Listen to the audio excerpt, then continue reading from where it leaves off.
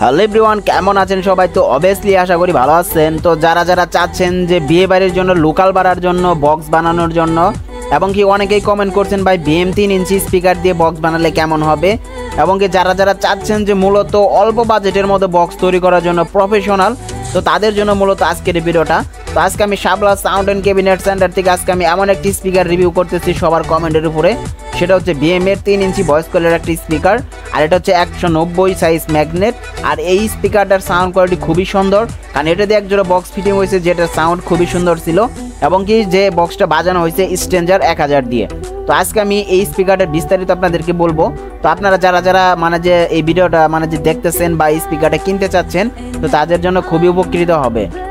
এই যে স্পিকারটা দেখতে পারতেছেন, এই স্পিকারটা মিড সাউন্ড সব থেকে বেশি, মিড এটার যে সাউন্ডের রেঞ্জ সেন্সিভিটি সেটা অতিরিক্ত বেশি। আপনারা যারা এই স্পিকার দিয়ে যারা বক্স তৈরি করবেন, তাদের যে মিডের সাউন্ডটা, ভোকালের সাউন্ড, সেটা অনেক দূর পর্যন্ত পৌঁছাবে।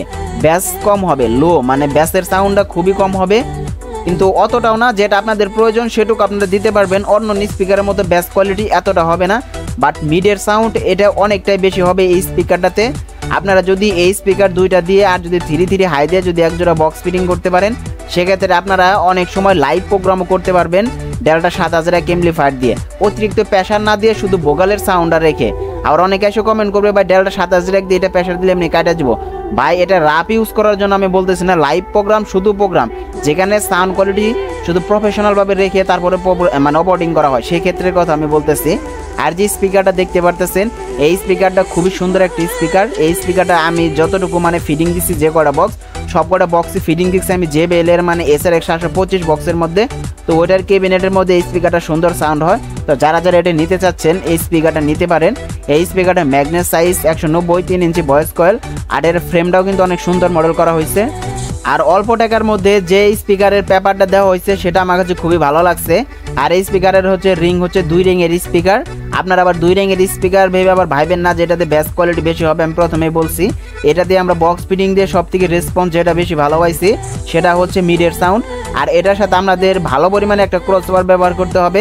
আবার আপনারা অনেকে আবার একটা কাজ করেন না যে 3 ইঞ্চি ভয়েস কলের স্পিকার ফিটিং করতেছে দেখে আবার ক্রসওভার স্যাক্রিফাইস, তা না। আপনি এটাতে 25-28 ক্রসওভার ইউজ করতে পারেন। তার কারণ হচ্ছে আপনি যদি আউটপুটটা ঠিক রাখতে পারেন, আপনার ইনপুটটাও যে মাথা নষ্ট সাউন্ড আপনাকে দিবে। এটা সব সময় খেয়াল করবেন। আপনারা ইনপুটে যে লাইনটা ঢুকতেছে ওটা যদি আউট করতে পারে ক্রসওভারে ঠিকঠাক মতো, তাহলে আপনার যে কোনো স্পিকার সাউন্ড কোয়ালিটি ভালো পাবেন। আর এই স্পিকারের পেপারটাও আমি টুকাই দেখছি, অনেক সুন্দর। আর এই স্পিকারের সব থেকে যে বিশেষত্ব গুণটা ভালো লাগছে আমার, সেটা হচ্ছে মিড সাউন্ডটা, যেটা আমি বারবার বলতেছি। তো যারা যারা আসলেও এই বাজেটের মধ্যে অল্প টাকার ভিতরে 3 ইঞ্চি ভয়েস কলের স্পিকার দিয়ে আপনার বক্স তৈরি করতে চাইতেছেন, তো তাদের জন্য এটা অনেক টপার হতে পারে।